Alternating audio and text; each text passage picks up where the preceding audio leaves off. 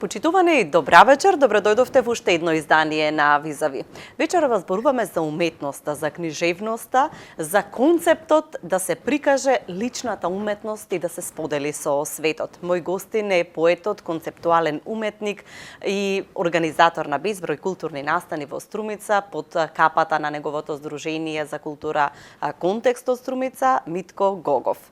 Гогов, добра вечер, драго ми е што имаме можност да позборуваме на многу убави, весели теми, меѓутоа и со повод, особено што овде во студиото со нас е твојата последна најнова книга Линијар бројки. Фала ти, Сузана. Благодарност до ТВ канал Вис како и секогаш. Секогаш ми е особена чест и задоволство да бидам во вашите простори и да на некој начин со нашите струмичани да ги споделам активностите што се случуваат и се поврзани со мене и со нашето здружение. Видиме дека 10 години наназад создаваш култура која што не е само твоја, туку ја споделуваш со градот. Дали и кој тип на култура уште ни е потребен за да бидеме на повисоко ниво од она што вообичаено знаат да го кажат во некаква конотација периферија, мали места? Се издигнуваме ли како град на тоа и можеме ли ние како уметници тоа да го подобриме? Може би треба да размислуваме за тоа, нели? Може би треба да разговараме за тоа како културна фела во градот. Затоа што низ годините таласат најразлични термини, те алтернативна, те субкултурна. Според мене, во суштина, една држава и една општина треба да ти нуди граунд култура, земнена култура, за да имаш андерграунд или над култура. Во таа смисла, мислам дека имаме простори за да се подобруваме во сите нивоа. А имаме ли база? Имаме база, секако, имаме прекрасни луѓе, имаме прекрасни настани. Мислам, општина Струмица од секогаш била поддржувач на сите иницијативи, на сите културни повици. Може би ние не сме доволно агилни да покажеме што имаме да дадеме на самата општина, на самата заедница или на самите граѓани. Што е потребно, дали во смисла на ресурси и во смисла на простор, на книжевниците, затоа што претежно нели го покриваме делот на книжевноста, за да може да се создаде едно ново јадро кое што ќе креира, ќе создава култура?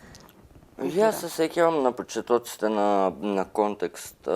Тогаш направивме плејада од промоции. Тука ни беа, баш тоа пред некој ден го разговаравме, тука ни беше промоцијата на Иван Антоновски во Свети 15 Вериополски маченици, каде и самата гимназија и хорот на гимназијата дојдоа и направивме еден спектакуларен настан. Тука беше промоцијата на Марта Марковска во Турската пошта, која е под музејот кој е дел од музејот, нели? И таму имаше исто така еден мулти перформативен настан во кој имаше музика, имаше видеа.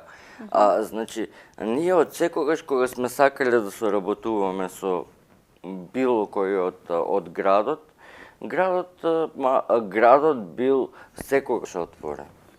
Во таа смисла, мислам дека и самата општина и луѓето кои, иако се менуваат низ годините, мислам дека биле отворени да ги слушнат нашите идеи, нашите проекти. Сега, имаме административно-бирократски кочници, кочници или пречки. Затоа што нели ние говориме во насока целото тоа да се стави во некој долгорочен план, па да се знае што ќе се случува низ годините, па да се знае колку самата општина ќе помогне. Па со тоа да можеме да бараме пари од Министерството за култура.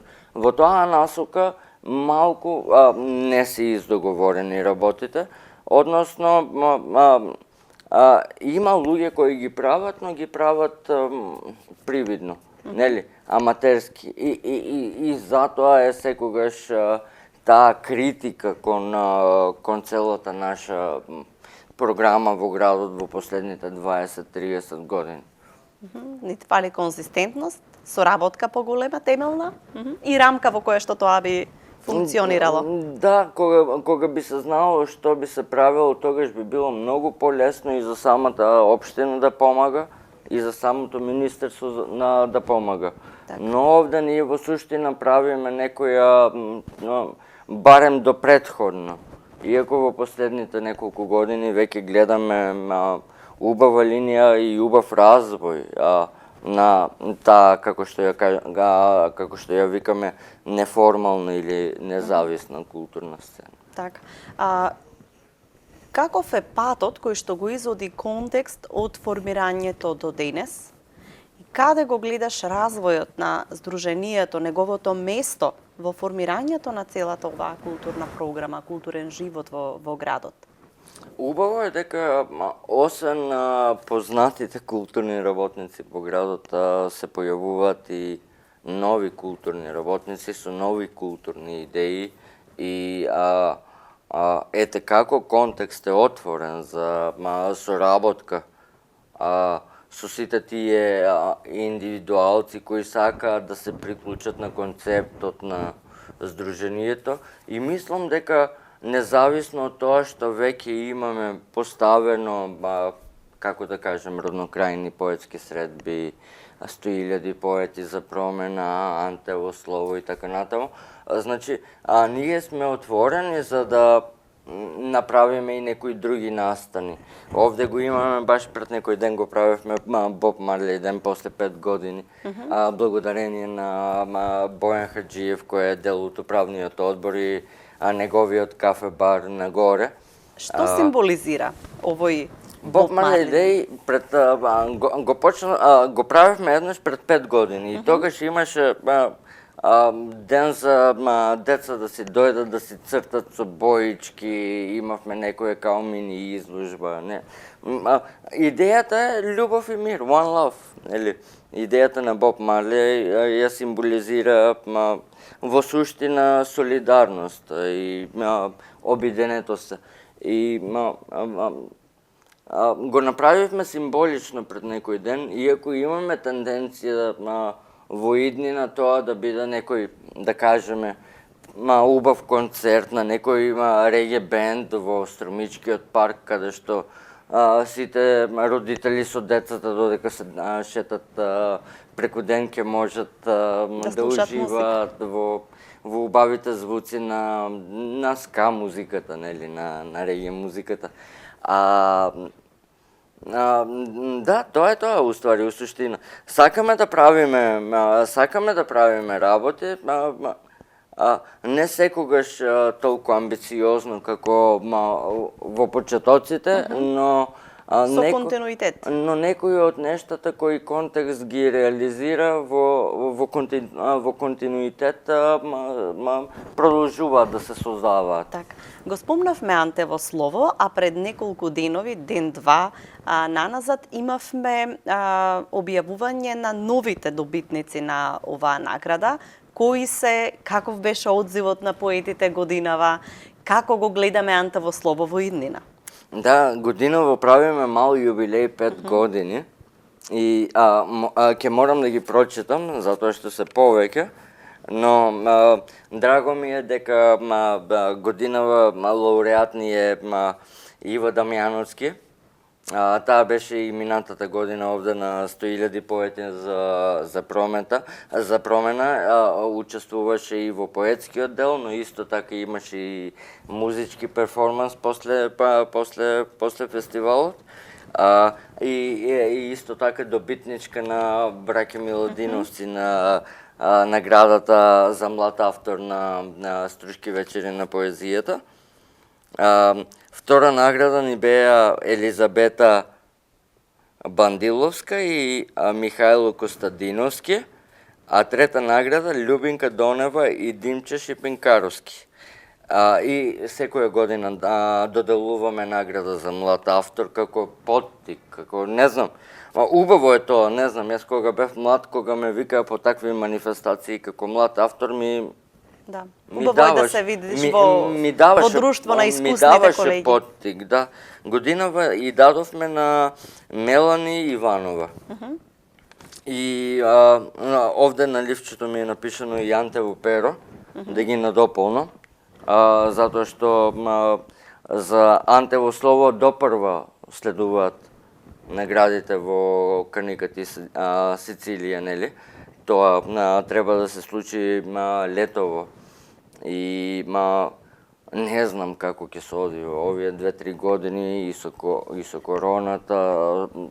Поместени се настаните, да. И самите концепти и моделите на одржување и доделувањето на награди, не знам како ќе биде стварно.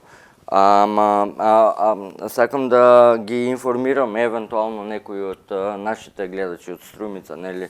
Ако сакаат да учествуваат на Антево перо. Отворен е конкурсот? Тоа е награда за необјавена поетска книга. Така. И конкурсот е отворен и трае до 28 август. Каков е одзивот генерално на Антево перо со оглед дека станува збор за веќе формиран поетски ракопис? Има ли доста автори кои што учествуваат, бројката како се движи? Имавте години во кои што беа надминати сите очекувања? Тоа не престанало. Значи, ние секоја година имаме тенденција да растаме и тоа е благодарение на аманетот што го оставил Анте Поповски. Секако дека и ние како тим работиме да конкурсот стигне до што повеќе луѓе, но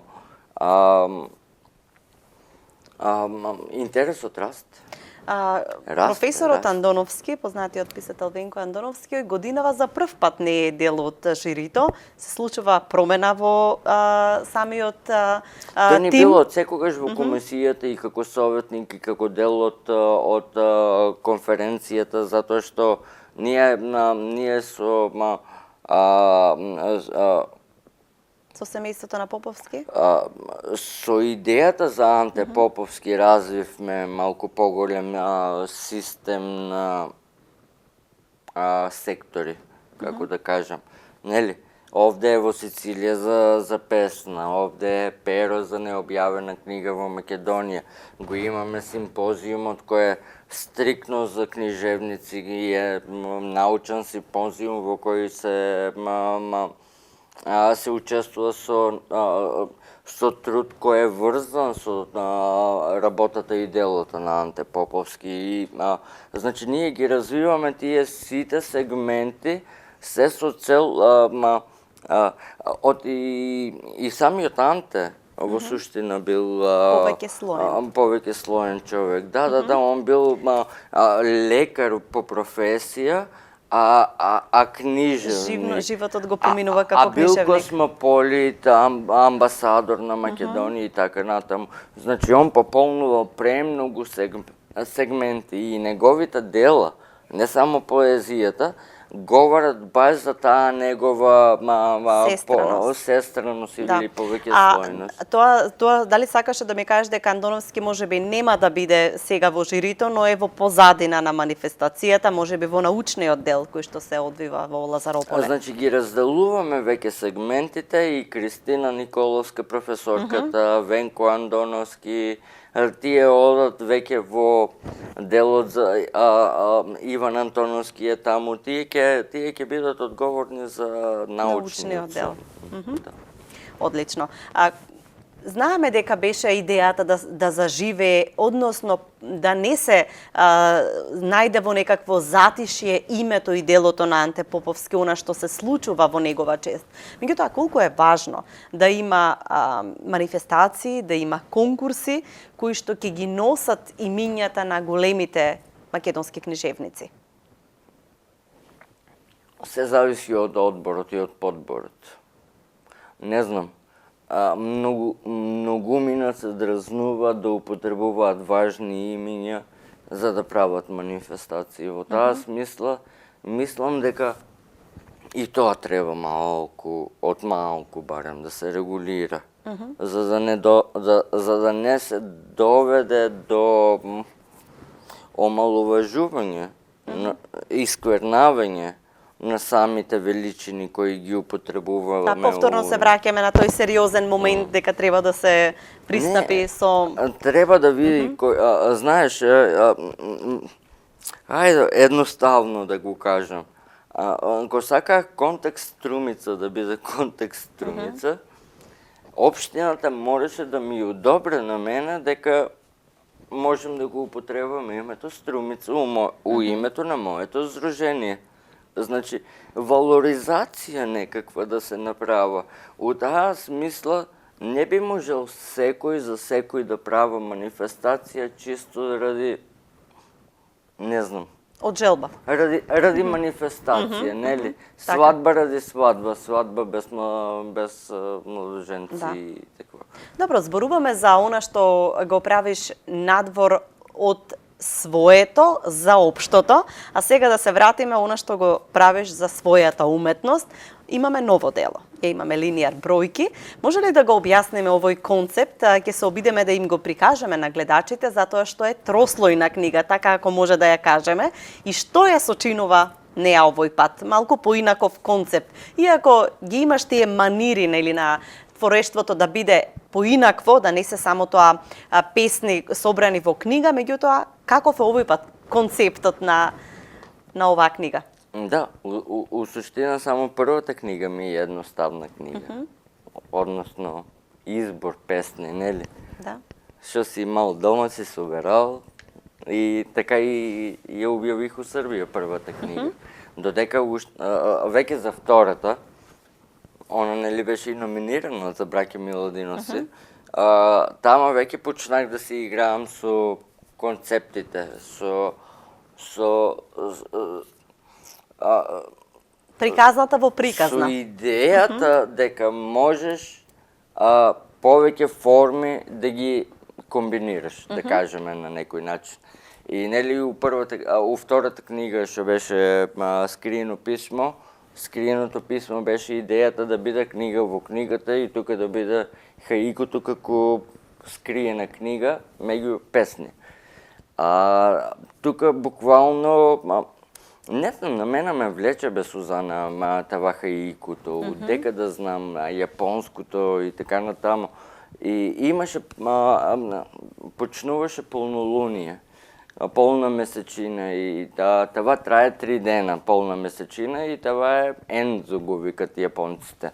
И реших се во првите 24 сата да ги напишам тие 30 хаику песни што се тука застапени. У вторите 24 сата реших да напишам, да нацртам 30 што знам што се ти... Некакви слики, некакви графики. Art expression, не знам, такво абстракции, у суштина се минијатури, нели? Добро. И после това се реших на третиот ден да се јавам на 30 мои пријатели, блиски колеги, да потерам било каква реакција да ми дадат. Ама да не биде класичен формат на рецензија, нели? Туку... повторна експресија. Реакција да биде, како на Фејсбук некој пат кој се пишеме, знаеш? И заврших го така тај циклус. Уствари това е линиер бројки. Така, Затова издадено го од Макавеј.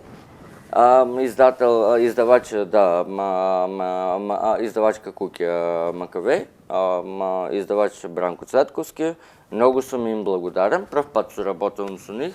Изданието така е импонентно мене. Да, многу е интересно и различно ми е од претходните две книги.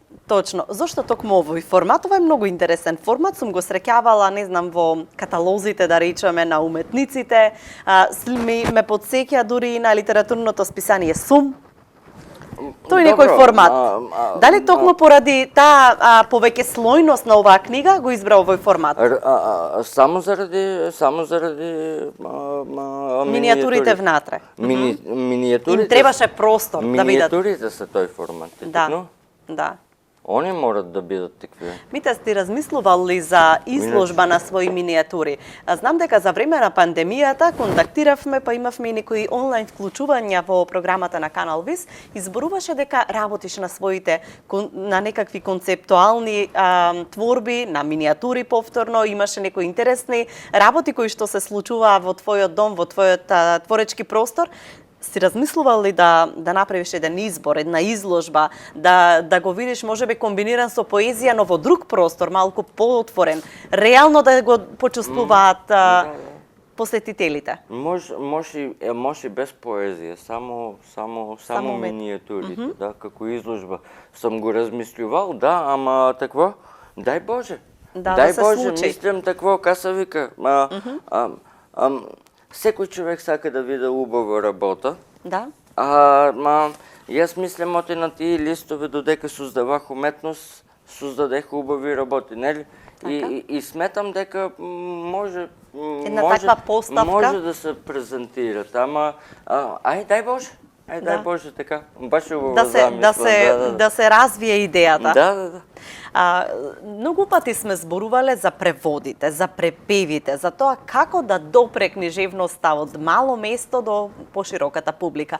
Но ми се чини, и не знам дали ќе се сложиш со мене, дека последниве години има силен интерес за книжевноста на малите народи. Дали конечно сме заситени од она што е глобално, лесно достапно и бараме суштина во она што е потешко пристапно, она што не толку лесно може да се најде, еве да речеме и на интернет.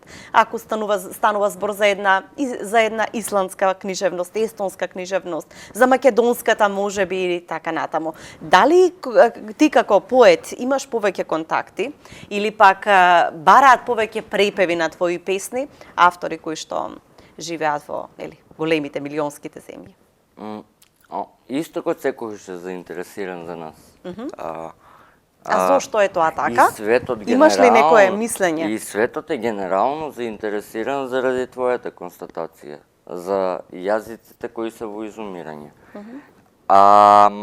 Добро, отлично искуство. Јас бев учесник со академик Катица Кјолавкова последните 6-7 месеци на Шкотскиот поетски фестивал на работилница баш за препев и таму беше и велшкиот и буквално јазици кои е ретко да се слушнат и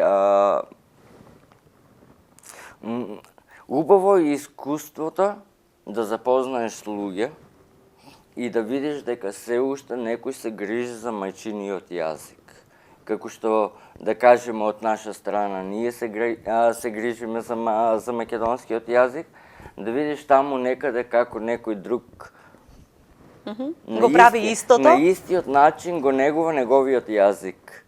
И колку се труди да го долови неговото суштинско преку неговиот јазик. Сега, нели, нормално употребуваме англиски, француски, нели, за да се доловиме, да се... но самата суштина е таа. Да го најдеш или да го зачуваш уствари коренот на зборот. Оти има некои зборови кои буквално веќе не можеме да ги слушнеме во правоговорот. И мислам дека и самата суштина на поетите и на поезијата е таа. Да говориме со зборовите кои полека некои ги забораваат. Затоа што, окей, и TikTok немам проблем, окей, и Instagram немам проблем, нели Twitter, Facebook, тамте, ама има си некои нешта кои треба да се негуваат како вредност. Ако не ги забетонираме, ќе си одат низ водата. И това е суштината на мислам, това е нашиот аманет уствари. Јас това си го сеќам како аманет, како автор. Да. Ми загадна едно прашање кога рече дека многу те влече хаикуто и тоа е факт затоа што последниве две книги содржат хаику. Втората, нели како што рековме, Скриено писмо, има дел од книгата е хаику, ова е целата поезија е хаику овде. Но од друга страна присутен си во препевите, во фестивалите, најмногу со другиот слободниот стих на поезија, да речеме, ете така. Особено ангажираната. Меѓутоа, што со неа? Дали таа тлее во некои фолдери, во телефоните, по харти и по листови, кога ќе ја собереме и ќе може да ја најдеме помеѓу две корици? Треба ли ја да ја има? Па зошто да не, нели, кога веќе нешто е создадено, зошто да лута? И тоа е дел од она што го зборуваме за чувување веќе на создаденото. Да, треба ли ужасо да го испринтаме? Па да, како едно сведоштво на едно време. Трите книги ми се убавина, значи, јас печатам убавина. А това со кое настапувам, това е уствари ужас.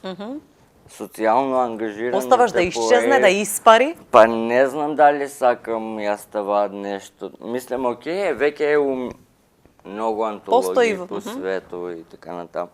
Ама во суштина самата идеја, самите пореки, сакаме ли ги? Окей, ти ми викаш дека треба да бидат. Ајде нека бидат евентуално пета книга, нели? Оти четвртата е веќе замислена, нели? Пак не е таква. Замислена и создадена или е во процес на создавање? Создадена е веќе. Создадена. Кога може да очекуваме? Поема немам, после 5-6 години. Правиме пауза сега? Да, задолжително. Убаво е да се легнат некои материјали. Исто и со темата со социјално ангажираната поезија. Да. Мислам, што сега? Да, почитува мислење и мисли секако дека има. Ке пераме знамина на сите држави со ист детергент и со ист... Мислам, окей, нели? Или ке го легитимираме ужасот, тие се многу... Или ке седнаме на троножното столче. Така. Сега, кога зборуваме дека паузираме со издавање, најверојатно не мислиме паузираме со творење или правиме пресврт, затоа што ти ги негуваш различните типови на уметност. Се свртуваме кон сликање или твориме, но само за себе? И сликам многу често у последно време, искрено, ама това што е мама болна ми права многу да...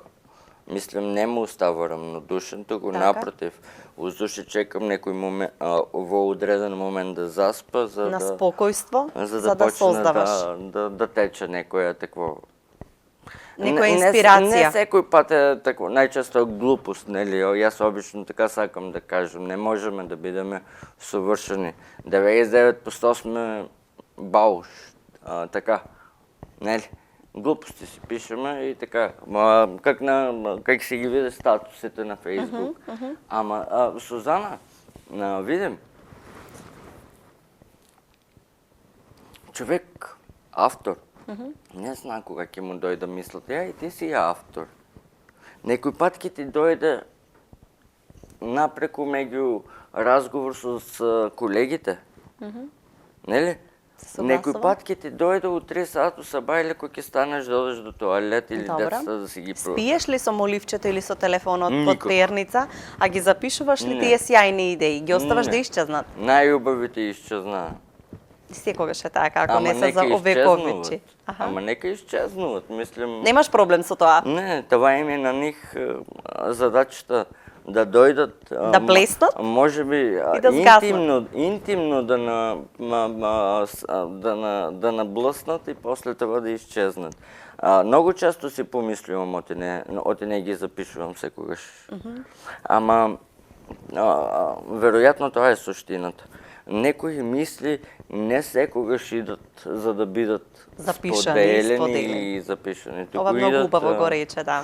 Идат како реминесценција и лична интроспекција, не знам. Така. Мите, ти благодарам за овој разговор. Се надевам дека беше вдахнувачки, интересен за нашите гледачи и те држам на вистина за збор да биде следниот разговор за некоја нова изложба со твоите минијатури. Ајде да видиме. Како викаат, пролет дојде, инсектите се разбудија, ги чекаме пеперутките и новите принови на кучињата и мачињата, кај луѓето, чекаме да набават идеите и да полетаат. Да набабрат. Так. Баш убаво кажано. Да. Фала ти, Сузан. Ти благодарам многу уште еднаш. Вам, почитувани, ви благодарам за вниманието со кое што не следевте. Имајте пријатна вечер и не заборавајте дека можете повеќе информации да најдете на каналviz.com.